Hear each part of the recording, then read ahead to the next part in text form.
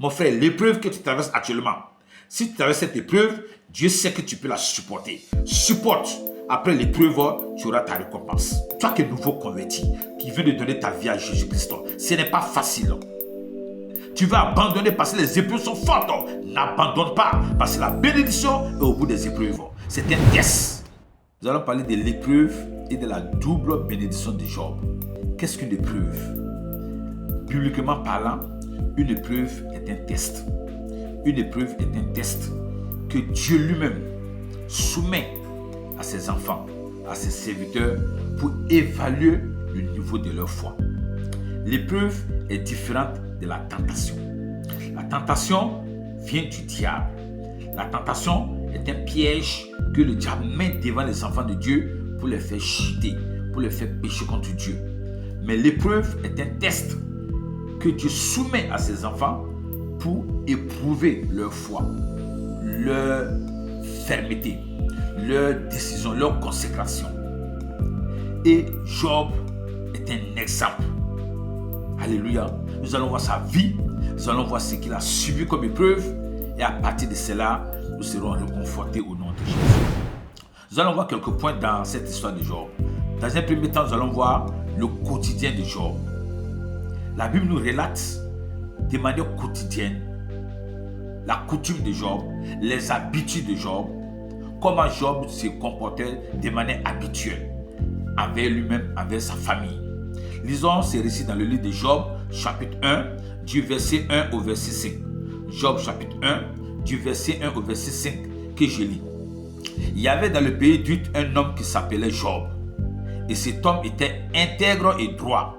Il craignait Dieu et se détournait du mal. Il lui naquit 7 fils et 3 filles.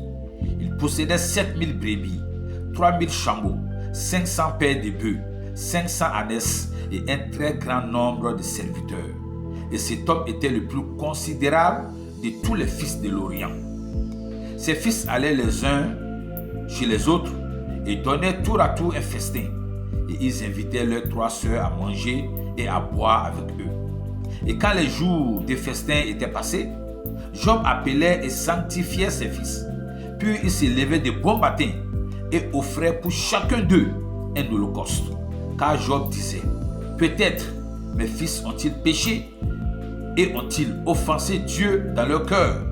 C'est ainsi que Job avait coutume d'agir. C'est ainsi que Job avait coutume d'agir. Tout simplement, c'est ainsi que Job avait l'habitude d'agir. Donc, les habitudes de Job. C'est récit nous dit qu'il y avait un homme qui s'appelait Job. Et cet homme, ce n'était pas un homme ordinaire. Ce n'était pas un homme sans importance. C'était un homme, sur le plan spirituel, intègre et droit. Il craignait Dieu et il se détournait du mal. Sur le plan spirituel, Job entretenait une bonne relation avec Dieu. Il était intègre, il était droit, il avait la crainte de Dieu et il haïssait le mal. Sur le plan familial, il jouissait aussi d'une vie familiale merveilleuse. Il avait une femme et il avait 10 enfants, dont 7 fils et 3 filles. Il avait au total 10 enfants. Et il avait une femme. Sur le plan familial, il était vraiment comblé. Sur le plan possession, sur le plan richesse, Job n'était pas un pauvre. Job était quelqu'un de nanti parce qu'il possédait 7000 brebis, 7000 moutons. Il possédait 3000 chameaux. Il possédait 500 paires de bœufs. 500 paires fois 2, 1000 bœufs. Il possédait 500 ânesses. Et en plus de ces animaux qu'il possédait, il avait un très grand nombre de serviteurs. Il avait des serviteurs à ses côtés, des gens qui travaillaient pour lui. Et cet homme, sur le plan social, il était aussi considéré. Car la Bible nous dit que cet homme était le plus considérable de tous les fils de l'Orient. Il était le plus considérable. Sur le plan social, il était considérable. Donc sur tous les plans, vraiment, Job était vraiment, je dirais, au top. Sur le plan spirituel, sa relation avec Dieu vraiment était au top. À tel point que même ses enfants allaient les uns chez les autres, tour à tour, pour faire un festin, pour manger et pour boire. Et ces 7 fils faisaient le tour. Ils invitaient leurs 3 sœurs. Après le festin, Job sanctifiait. Il appelait ses enfants et il les sanctifiait. Oui, il sanctifiait ses enfants. Après qu'ils aient fait le festin, il les appelait et il les sanctifiait. Puis il se levait les matins de bonne heure. Il offrait pour chacun de ses enfants un holocauste. Il offrait un animal en holocauste pour chacun de ses enfants. Car Job se disait, peut-être que mes fils ont péché contre Dieu. Ils ont offensé Dieu dans leur cœur. Ils ont offensé Dieu par leurs actes. Ils ont offensé Dieu par leurs paroles. Ils ont offensé Dieu par leur conduite. Certainement qu'ils ont offensé Dieu. Il sanctifiait ses enfants et il offrait pour ses enfants un holocauste pour demander pardon à Dieu. Et c'est ainsi que Job avait l'habitude d'agir. Alléluia. Mais cet homme, il était tellement droit et honnête avec Dieu que l'ennemi est venu voir Dieu un jour. Dieu a demandé à Satan qui se baladait. Dieu lui a demandé, Satan, tu as vu Job, mon serviteur? Il dit, oui, je l'ai vu. Tu vois comme elle est intègre? Tu vois comme elle est droite? Et Satan dit, oh, grand Dieu, si Job est intègre, il est sûr, parce qu'il a des biens, parce qu'il a encore cette richesse. Touche à ses biens et tu verras qu'il va te haïr. Dieu dit, ok, je t'autorise à toucher à ses biens, mais ne touche pas à sa vie. Vous voyez, quand on est attaché à Dieu, quand on est enfant de Dieu, souvent le malheur peut arriver, le problème peut arriver, Satan peut nous toucher, mais c'est avec l'autorisation de Dieu. C'est avec l'autorisation de Dieu. Et ce cas précis de Job en est un exemple. Il dit, va toucher à ses biens, mais ne touche pas à sa vie. Et c'est ce qui nous conduit dans le deuxième point, le malheur de Job. Le malheur de Job. Lisons cela dans le livre de Job chapitre 1, du verset 13 au verset 22. Il est écrit, un jour que les fils et les filles de Job mangeaient et buvaient du vin dans la maison de leur frère aîné, les malheurs ont commencé à venir. Il y a eu 4 messagers de malheur. Au même jour, le même jour, un jour, le même jour. Le verset 14 nous dit, il arriva auprès de Job un messager qui dit, les bœufs labouraient et les ânesses paissaient à côté d'eux. Des Sabéens se sont jetés dessus, les ont enlevés et ont passé les serviteurs au fil de l'épée. Et je me suis échappé moi seul pour t'en apporter la nouvelle. Verset 16. Il parlait encore lorsqu'un autre vint et dit, le feu de Dieu est tombé du ciel et a embrasé les brebis et les serviteurs et les a consumés. Et je me suis échappé moi seul pour t'en apporter la nouvelle. Il parlait encore lorsque la 3e nouvelle tombe. Lorsqu'un autre vint et dit, des Chaldéens formés en 3 bandes se sont jetés sur les chameaux, les ont enlevés, ils ont passé les serviteurs au fil de l'épée. Et je me suis échappé moi seul pour t'en apporter la nouvelle. Il parlait encore la 4e mauvaise nouvelle. Il parlait encore lorsqu'un autre vint et lui dit, tes fils et tes filles mangeaient et buvaient du vin dans la maison de leur frère aîné. Et voici un grand vent est venu de l'autre côté du désert et a frappé contre les 4 coins de la maison. Elle s'est écroulée sur les jeunes gens et ils sont morts. Je me suis échappé moi seul pour t'en apporter la nouvelle. Alors, Job se leva, déchira son manteau et se rasa la tête. Puis se jeta par terre, il se prosterna et dit, je suis sorti nu du sein de ma mère et nu je retournerai dans le sein de la terre. L'Éternel a donné et l'Éternel a ôté. Que le nom de l'Éternel soit béni. Verset 22. En tout cela, Job ne pécha point et n'attribua rien d'injuste à Dieu. Voici l'objectif du diable. Le diable voulait que Job pêche contre Dieu et que Job murmure contre Dieu. Mais la Bible nous dit, après tout ce qui s'est passé, en un jour, Job a tout perdu. Il a perdu tous ses animaux. Il a perdu tous ses enfants. Il a perdu tous ses biens. En un jour, lorsqu'on l'a informé, Job a eu une attitude. C'est vrai, ça faisait très mal. Ça fait très mal de perdre des choses. Ses enfants. Il s'est levé. Il a déchiré son manteau. Il s'est rasé la tête. Puis il s'est jeté par terre. Il se prosternait. Job certainement pleurait. Ça faisait mal. Ça lui faisait mal de perdre 10 enfants en un jour. Et Job, pour se consoler, il a dit ceci. Je suis sorti nu du sein de ma mère. Et nu, je retournerai dans le sein de la terre. L'Éternel a donné, l'Éternel a repris, que le nom de l'Éternel soit béni. Et en tout cela, Job n'a pas péché contre Dieu. Job n'a rien attribué d'injuste à Dieu. Et le diable est encore parti. Dieu dit, tu vois, Job, je te le disais, il est intègre. Il ne va pas m'insulter. Et le diable dit, mais Dieu, c'est mal connaître Job. Job ne t'a pas encore renié parce que tu n'as pas encore touché à son corps. Tu as touché à ses biens, tu as touché à ses enfants, tu n'as pas encore touché à son corps. Touche à son corps et tu verras qu'il te réunira. C'est là que nous conduit au point suivant, la maladie de Job. Et nous voyons cela dans Job chapitre 2, du verset 1 au verset 13. Or les fils de Dieu vinrent un jour se présenter devant l'Éternel. Et Satan vint aussi au milieu d'eux se présenter devant l'Éternel. L'Éternel dit à Satan, d'où viens-tu? Et Satan répondit à l'Éternel, de parcourir la terre et de me promener. L'Éternel dit à Satan, as-tu remarqué mon serviteur Job? Il n'y a personne comme lui sur la terre. C'est un homme intègre et droit, craignant Dieu et se détournant du mal. Il demeure ferme dans son intégrité.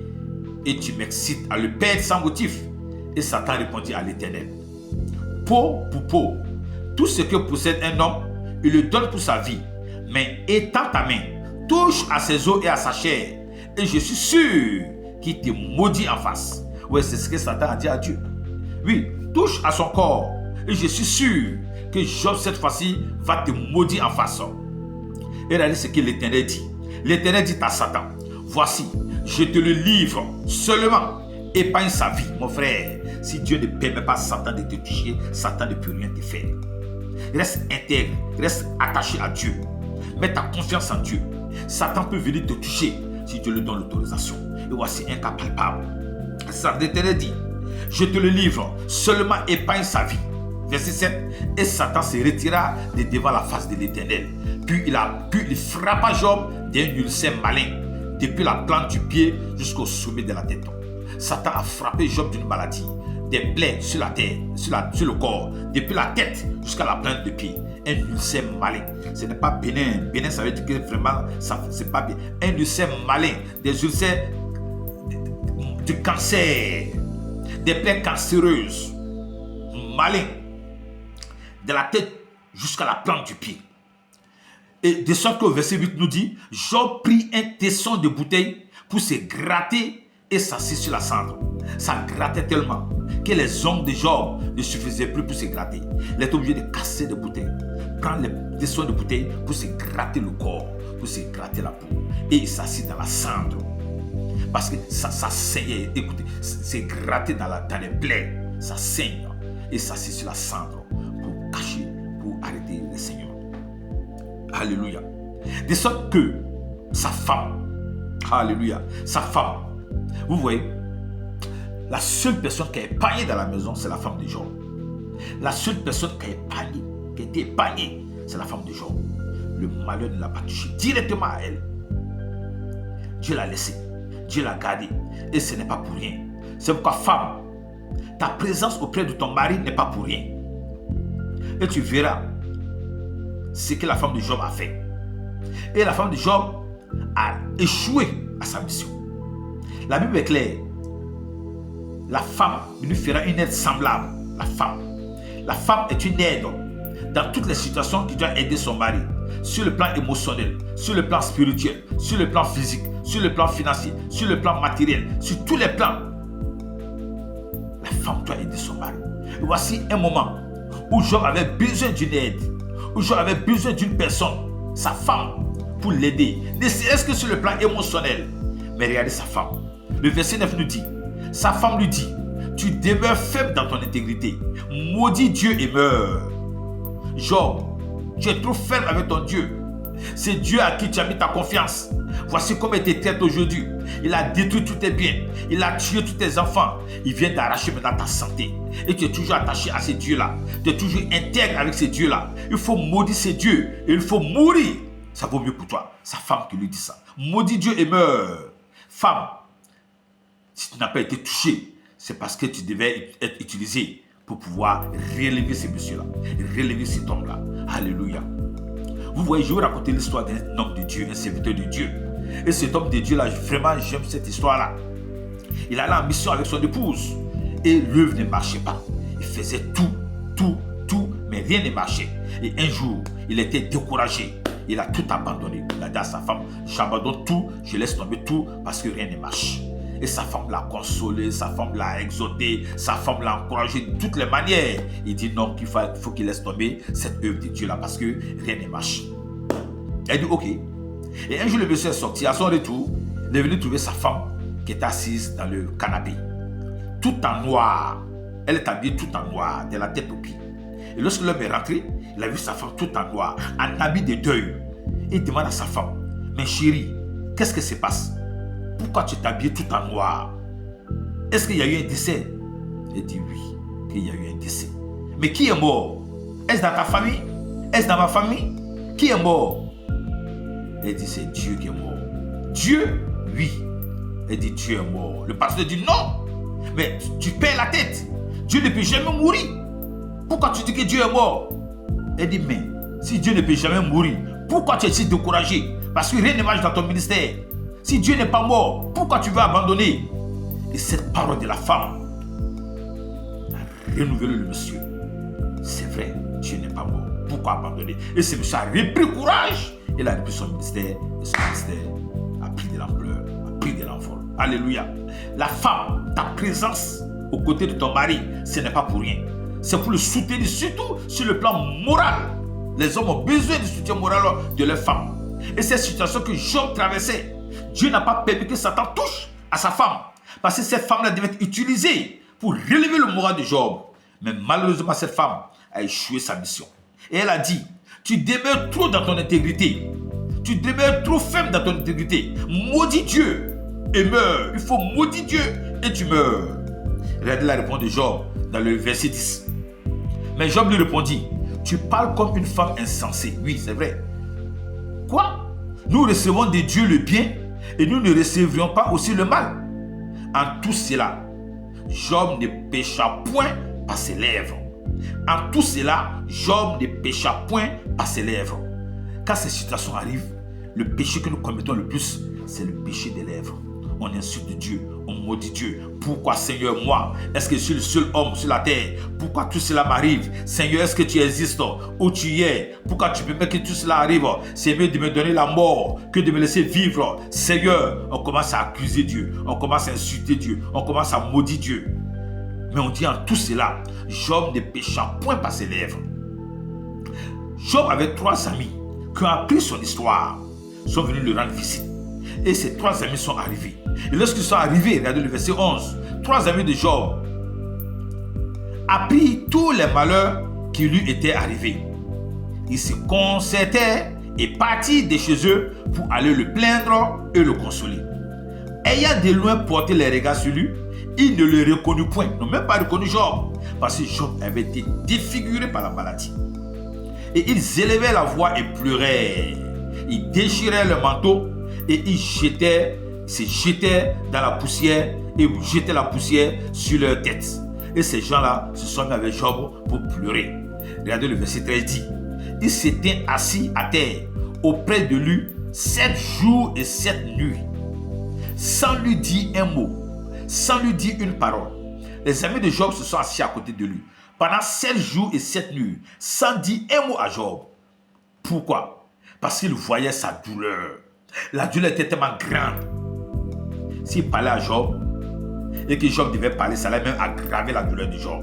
Il préférait se taire, regarder Job, et il pleurait avec Job. Il pleurait avec Job. Il compatissait avec Job. C'est pour dire à tel point que la douleur de Job était grande. Alléluia. Mon frère, ma soeur, tu as qu'à donner ta vie à Jésus. Tu as qu'à accepter Jésus. Tu as qu'à accepter donner ton cœur à Jésus. Sache qu'il viendra un moment, pour arriver des moments où tu seras persécuté, où tu vas traverser des épreuves. Sache que Dieu est là. Dieu est là. Dieu n'est pas loin. Il est à côté. Il est au courant de ta situation. Souvent, il permet ces épreuves pour tester ta foi, pour tester ta consécration. Prends garde. Ne pêche pas avec ta bouche. Alléluia. C'est un travail de moments difficile. Soyez encouragés. N'abandonnez pas. N'abandonnez pas. C'est un test. Examine seulement ta vie. Et la seule chose que Job faisait, il s'examinait pour voir si je n'ai pas péché contre Dieu. Qu'est-ce que j'ai dû faire? Il examinait sa vie. Il se rendait compte que non, il n'avait rien fait de mauvais. Mais ses amis l'ont accusé. Mais Job, tu n'es pas sérieux. Dieu ne peut pas traiter un homme de la sorte si cet homme n'a pas péché. Tu as certainement péché contre Dieu. C'est pourquoi le malheur tombe sur toi. Job dit, je n'ai pas péché contre Dieu. Je me suis examiné. Mon frère, ma soeur, si un tel malheur t'arrive, si une telle souffrance arrive, si de tels problèmes arrivent, examine-toi d'abord. Est-ce que je n'ai pas commis des choses contre Dieu? Est-ce que je n'ai pas commis des erreurs contre Dieu? Si c'est le cas, tu te repens. Tu te repens. Mais Job s'est examiné, il n'y en a rien. C'était une épreuve. C'était un test. L'épreuve de Job était très forte. Mais en tout cela, Job n'a pas maudit Dieu. Alléluia. Et le diable allait voir Dieu. Éternel, ton Job, on ne peut pas le toucher. Il est intouchable. J'ai tout fait, je n'ai pas pu. Et le diable a pris la route. Il est parti. Alléluia. Après l'épreuve, la bénédiction. Après l'épreuve, la bénédiction. Ce qui nous amène dans le troisième point, la restauration de Job. La restauration et la bénédiction de Job. Nous voyons cela dans le dernier chapitre du livre de Job. Job chapitre 42, du verset 10 au verset 17. Qui nous dit, l'Éternel établit Job dans son premier état. Quand Job il priait pour ses amis, et l'Éternel lui accorda le double de tout ce qu'il avait possédé. Tout ce que Job avait perdu, Dieu lui a donné le double après le test, après l'épreuve. Les frères, les sœurs et les amis de Job vinrent tous le visiter et ils mangeaient avec lui dans sa maison.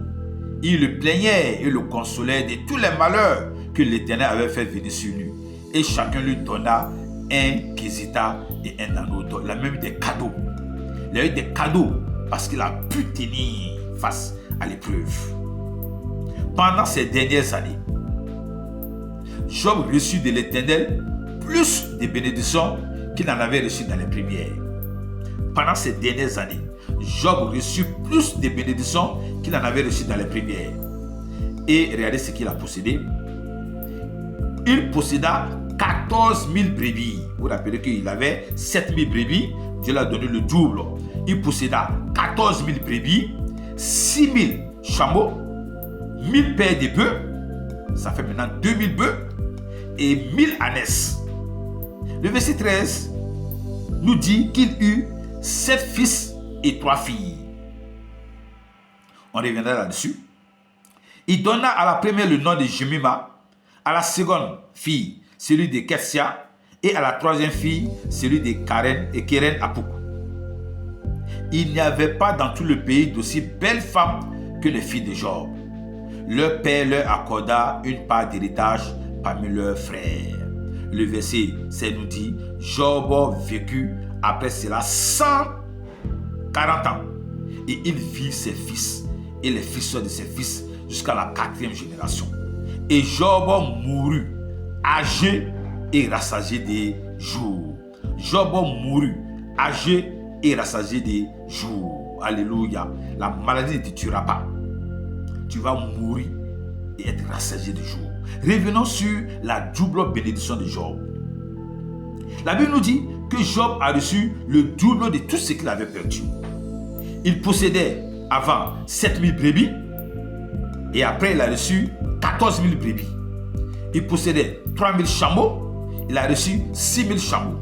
Il possédait 500 paires de bœufs, il a reçu 1000 paires de bœufs. Il possédait 500 ânesses, il a reçu 1000 ânesses. Mais ce qui est bizarre, c'est que Job, avait 7 fils et 3 filles. Après tout cela, Job eut 7 fils et 3 filles. Exactement le nombre qu'il avait perdu. Dieu lui a donné le double de tous ses biens, mais quand il s'agissait de ses enfants, il lui a donné exactement le même nombre. Mon frère, je te dis que Dieu a donné le double aussi des enfants. Vous rappelez que les enfants, après chaque festin, Job sanctifiait ses enfants. Et il offrait pour chacun de ses enfants un holocauste pour demander pardon à Dieu pour tout péché qu'ils auraient commis. Vous vous rappelez très bien. Donc, les enfants de Job, pendant qu'ils mouraient, ils étaient en bon terme avec le Seigneur, avec l'Éternel. Ils étaient sanctifiés. Ils avaient déjà reçu le pardon de leurs péchés s'ils avaient commis des péchés. Le papa veillait à ce que les enfants soient pardonnés, soient en bon terme avec le Seigneur. Il les éduquait, il les enseignait. Cet homme, il les apprenait de bonnes choses pour être en relation avec Dieu. Job était intègre, il enseignait l'intégrité à ses enfants. Il était droit, il enseignait la droiture à ses enfants. Il craignait Dieu, il enseignait la crainte à ses enfants. Il ne faisait aucun mal, il enseignait cela à ses enfants. En plus de l'enseignement qu'il donnait à ses enfants, Job même sanctifiait ses enfants et Job même offrait des sacrifices pour le pardon des péchés que ses enfants auraient commis. Donc ça vous dit quoi? Que les enfants de Job étaient prêts. Ils sont morts dans un état où ils n'étaient pas en relation, en mauvais terme avec l'Éternel. Donc les enfants de Job, 7 enfants qui sont morts sont où? Ils sont au ciel. C'est pourquoi Dieu n'a pas donné 14 enfants à Job. Il lui a encore donné 7 autres enfants.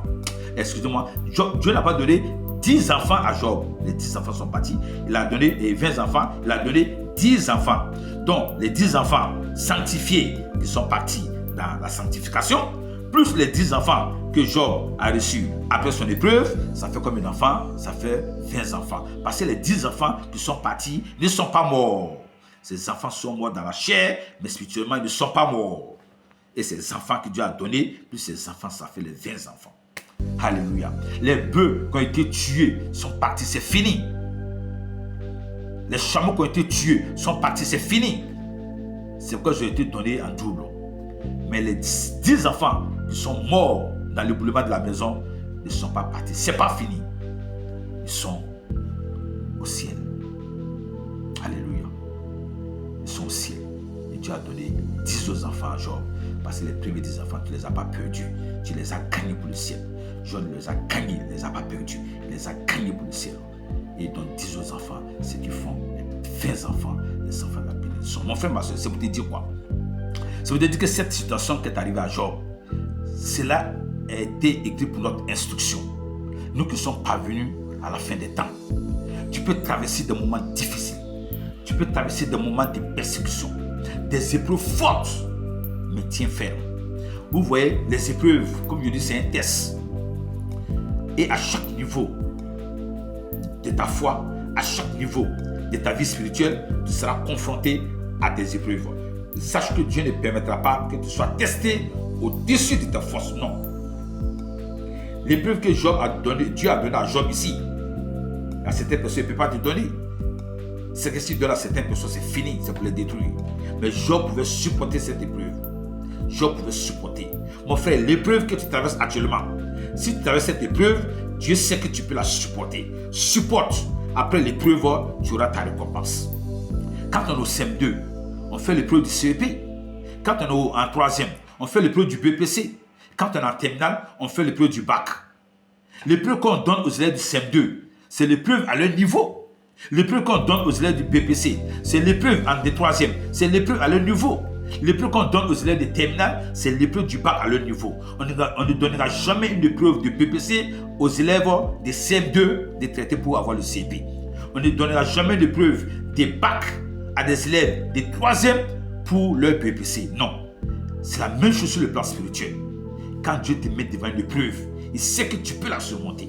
Mon frère, ma soeur, tout ce qui t'arrive, et tu trouves que c'est une épreuve, demande la grâce à Dieu, demande la force à Dieu, demande la sagesse à Dieu pour surmonter l'épreuve, pour réussir à l'épreuve. Et chaque fois que tu vas réussir à l'épreuve, il y a une bénédiction que tu vas acquérir. Quand tu gagnes le CP, tu as un diplôme. Quand tu gagnes le BPC, tu as un diplôme. Quand tu gagnes le bac, tu as un diplôme. À chaque fois que tu vas réussir à une épreuve spirituelle, tu auras une récompense, tu auras une bénédiction. Job a réussi à ces tests-là. Dieu lui a donné la double bénédiction. Mon frère, ma soeur, ce n'est pas toutes les bénédictions qui s'acquièrent à travers la prière. Je vais prier, Seigneur, bénis-moi, bénis-moi. Oui, Dieu va te bénir, mais peut te faire passer par une épreuve. Dans les épreuves qui surviennent dans nos vies, en tant que chrétiens, en tant qu'enfants de Dieu, nous devons demander la grâce à Dieu de réussir ces épreuves-là. Toi qui es nouveau converti, qui viens de donner ta vie à Jésus-Christ, ce n'est pas facile. Tu vas abandonner parce que les épreuves sont fortes. N'abandonne pas parce que la bénédiction est au bout des épreuves. C'est un test. C'est un test. Et ce qui a vécu Job nous sert des leçons. Sois béni, sois renouvelé, sois fortifié et que toute la gloire revienne à Dieu. Nous allons arrêter ici et que le Seigneur vous bénisse. À la semaine prochaine, à la prochaine fois. Amen, amen, amen.